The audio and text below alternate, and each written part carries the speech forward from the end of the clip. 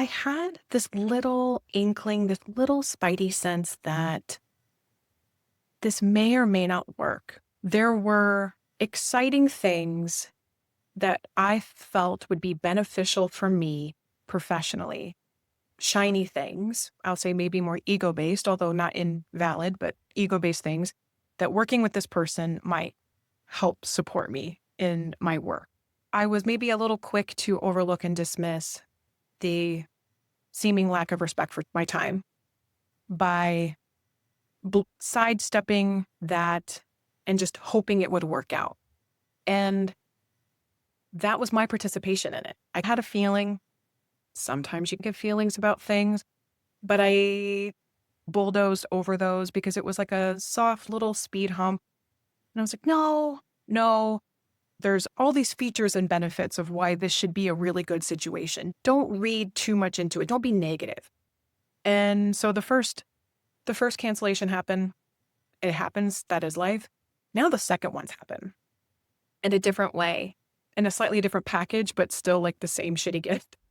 And now I have new information, but I also have power and decide how I want to move forward. I'm channeling it into frustration as a teacher. What is your frustration telling you? I'm channeling it into this podcast, and I'm honoring my own time. Because if what I want is for someone else to respect my time, well, I'm really the one that needs to respect my time.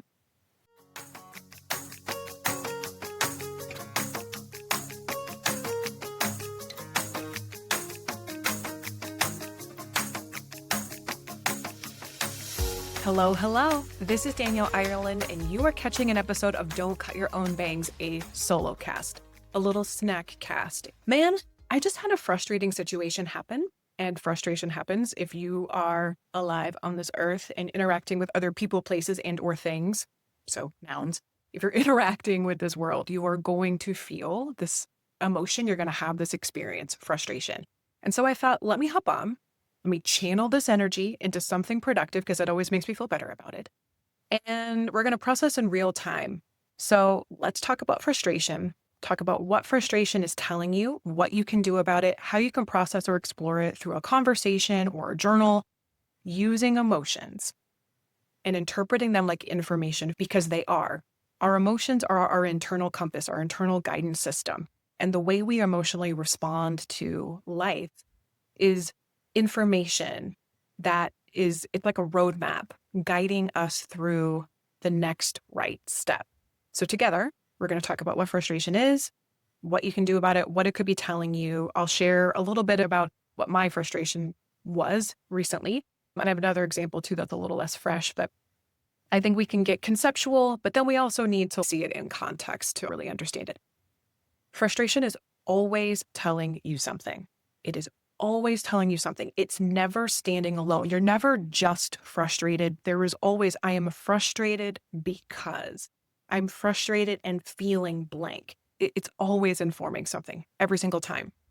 Oftentimes, especially if we're talking about relationships, frustration is generally connected with either this other person didn't meet a need that they did or didn't know you had.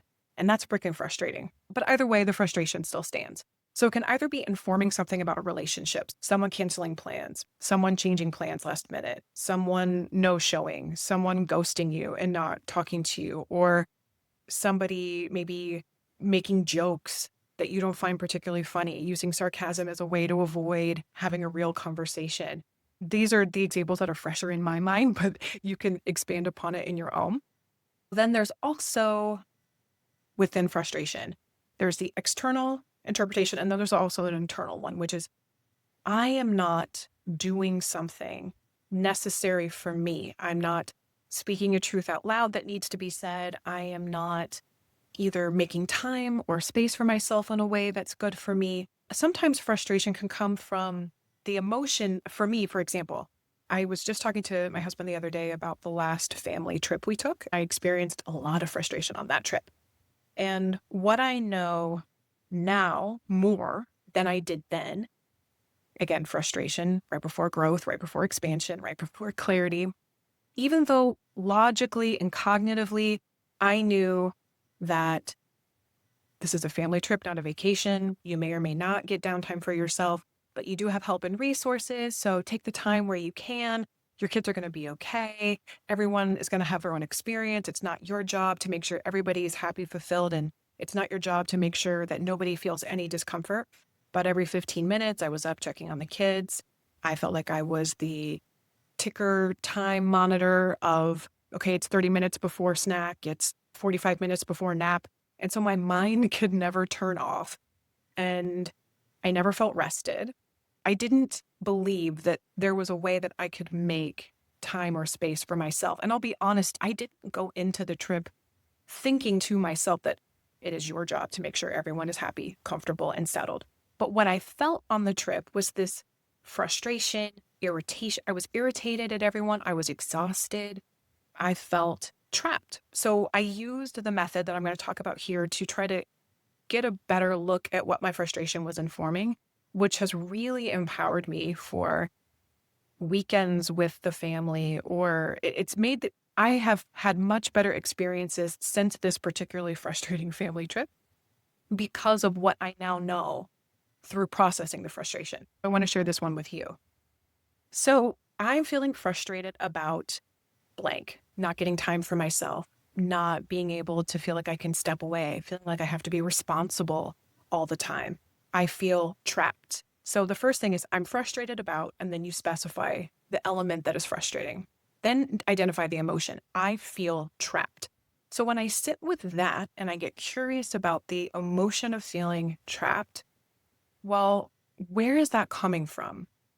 So this is another statement that I want to offer you, that saying this aloud when the frustration, as you're funneling through the process of understanding your frustration and what it could be informing for you, the thing that I like to say to myself in a journal or out loud is some version of this: make it your own.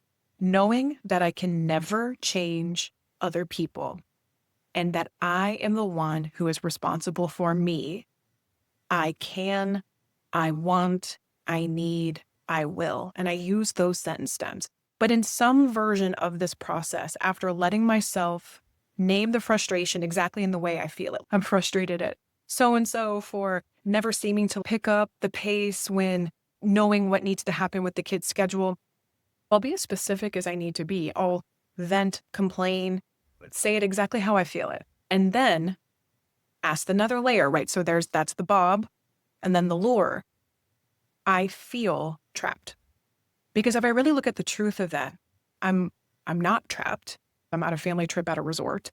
In many cases, if I really sit with that and open and access curiosity, there were many times where people were asking me, what do you need? Do you want to go do blank? Do you want to go do blank? And I was so caught up in my own narrative at the time that I felt trapped and I felt like I couldn't say yes. And so who's responsible for that? Me. I can hold the discomfort of accepting help. I want to have 30 minutes to read a book uninterrupted. I want to go for a walk by myself on the beach. I need to exercise the practice of identifying my needs before jumping in and rescuing, and I'm using air quotes here when I say rescuing everybody from feeling any discomfort, because that's not my job. And I will be a better steward for myself in these moments. And then I can even, if I wanted to, take that context into a conversation with somebody and brainstorm, okay, what could that look like in reality? So what would be a little commitment? Every morning, I'm going to give myself this 15-minute block, this 20-minute block. I will commit to letting that be inconvenient for someone. The point is that your frustration is valid. Your frustration is real. It is being experienced by you. Therefore, the resolve, the action, the places you go, the conversations you have, or just the new informed way that you have of moving forward with that, it's uniquely yours. That doesn't mean don't talk about it, don't share it with others, but it means that your frustration is yours and you are the steward of your well-being. So taking that responsibility lovingly and kindly can really help not only make you feel more free to move through the world in a way that actually serves you, it also makes you, I think, a safer partner, a safer friend, a safer ally, coworker to other people. Because the more you know that you can identify your own needs, the easier it is to communicate them and honor them. Even if I am the only one feeling frustrated by feeling trapped, going back to my example, the other people on the trip, even though they didn't know how I was feeling, maybe they didn't even know I was frustrated, I'm sure they could tell I wasn't operating at my best. I might have been more clipped, more short, more tight, smiled. The way that I was showing up and interacting with other people was felt. So this goes back to, and I don't like that, I need to think of a better example than this, but it is appropriate in this case. By not putting my mask on, I was losing air, and it was sucking the air out of the interactions I was having with other people on this family trip. Putting my mask on first, taking care of myself, and honestly honoring that there is room for me. It's okay for me to take up room and space. It's okay for my needs to be a priority before somebody else's. And so now, as we're planning our next family trip, David and I'm taking this context, I'm taking this memory, this experience, and the old feeling of frustration, that discomfort was just strong enough for me to not forget it so that I remember to honor it. And that way too, the discomfort of some of the, I'll say, less yummy feeling emotions, that they have their place to be honored in that they are uncomfortable in a way that makes you pay attention. And so my hope is always, when I'm doing my own work, is how can I learn the lesson a little clearer, a little sooner, a little gentler? How can I become more in tune with the experience I'm having so that it doesn't have to get as uncomfortable as it got before? Ever wanted to start a journaling practice but didn't know where to start? Or if you've been journaling off and on your whole life, but you're like, I want to take this work deeper, I've got you covered. I've written a journal called Treasured, a journal for unearthing you. It's broken down into 7 key areas of your life filled with stories, sentence stems, prompts, questions, and exercises, all rooted in the work that I do with actual clients in my therapy sessions. I have given these examples to clients in sessions as homework, and they come back with insights that allow us to do such incredible work. This is something you can do in the privacy of your own home, whether you're in therapy or not. It has context, it has guides, and hopefully some safety bumpers to help digging a little deeper feel possible, accessible, and safe. You don't have to do this alone, and there's also a guided, treasured meditation series that accompanies each section in the journal to help ease you into the processing state. So my hope is to help guide you into feeling more secure with the most important relationship in your life, the one between you and you. Hop on over to the show notes and grab your copy today. And now back to the episode. The example that just happened recently, an appointment was made. The person forgot it, lost it on their calendar. That happens. It does. And not being totally uptight and rigid about people missing appointments, that has actually made my life easier, particularly in my personal life, because it seems like as soon as I get up in arms about what I can and cannot accept from somebody else, it almost seems like within the week, karma knocks me upside the head and I end up making the same big mistake that I was so indignant about somebody else doing. So this isn't about, we don't want to get self-righteous. And in this particular case, a couple weeks later, it gets rescheduled and the same thing happened again. And so what this is informing for me is a few different things. And this is in real time because this is actually pretty fresh. I'm frustrated about my time not being honored. I feel, what's another word that's not frustrated? I feel disappointed. I feel hurt. I feel tender. And I also feel creative. Believe it or not, like that experience happening was part of what helped jumpstart this solo cast for existing. So there can be multiple things true at the same time. And knowing that I can never change this other person, it's not my responsibility, and I actually hold no ill will against them. And I am the one that is responsible for me. What can I do? I can choose or not choose to re-engage with them in the capacity that we were intending to work together. What I want is to honor my own time. That's what I feel like I'm doing now. Things didn't go the way I planned, but there was still something meaningful that I could do with the time that was allocated before. So here we now sit, which is great. So that's something that actually is moving me forward. I want to honor my own time. And then also, I think the thing like I need and I will, I had, and this is a little rumble to admit, but it's true. I had this little inkling, this little spidey sense that this may or may not work, but because of other reasons, there were exciting things that I felt would be beneficial for me professionally. Shiny things, I'll say maybe more ego-based, although not invalid, but ego-based things that working with this person might help support me in my work. I was maybe a little quick to overlook and dismiss the seeming lack of respect for my time by sidestepping that and just hoping it would work out. And that was my participation in it. I had a feeling. Sometimes you kind of get feelings about things, but I bulldozed over those because it was like a soft little speed hump. And I was like, no, there's all these features and benefits of why this should be a really good situation. Don't read too much into it. Don't be negative. And so the first cancellation happened. It happens. That is life. Now the second one's happen in a different way, in a slightly different package, but still like the same shitty gift. And now I have new information, but I also have power and decide how I want to move forward. I'm channeling it into frustration as a teacher. What is your frustration telling you? I'm channeling it into this podcast, and I'm honoring my own time, because if what I want is for someone else to respect my time, well, I'm really the one that needs to respect my time. And this can also help me become an even clearer communicator when I'm scheduling with someone, helping with reminders, double checking. If that little whisper is persistently coming up that, hey, something smells a little fishy or something feels a little off, I don't have to maybe know in the fullest extent of the word what that means, but also don't ignore it. And that is what I did. That's it. Whether your frustration is informing something about a relationship or a dynamic, or whether it's informing something about yourself and the way you're showing up in the world, either way, it's okay if you're feeling frustration in real time and not being able to handle this process yet. That's all right. Feel the feelings first.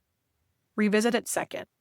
But I hope that this little nugget, this little snapcast, is a companion for you that you can save, download, revisit anytime you find yourself feeling frustration, and know that though it is uncomfortable, it's almost like itchy. It's like something scratchy.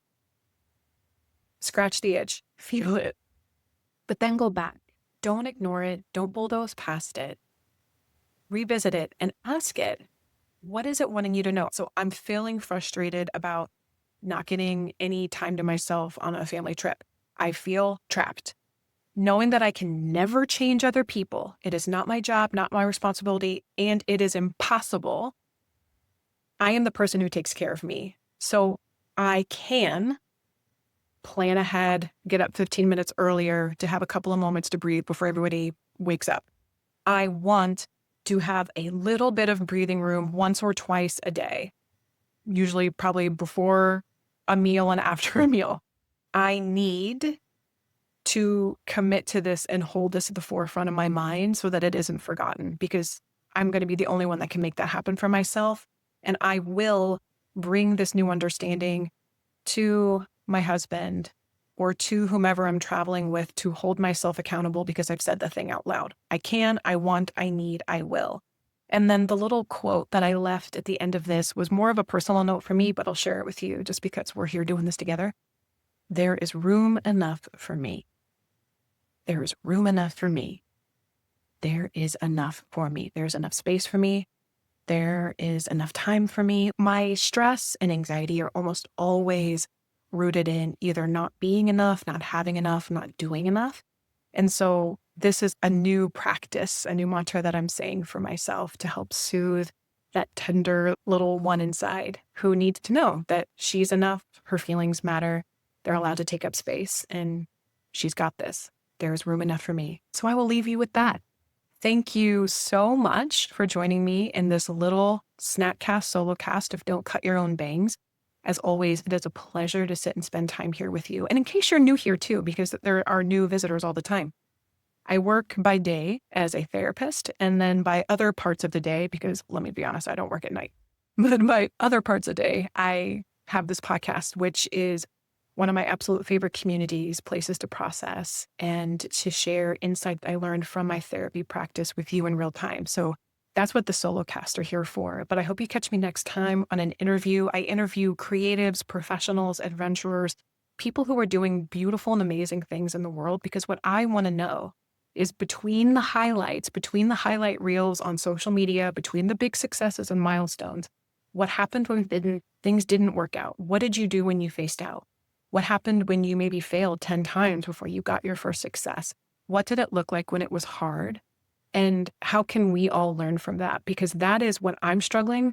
What helps me is not just having a North Star of what's possible, but also a path to get there. And I think that hearing other people's stories is what helps me feel like I can survive. Thank you for being here. Your time and attention mean the world to me.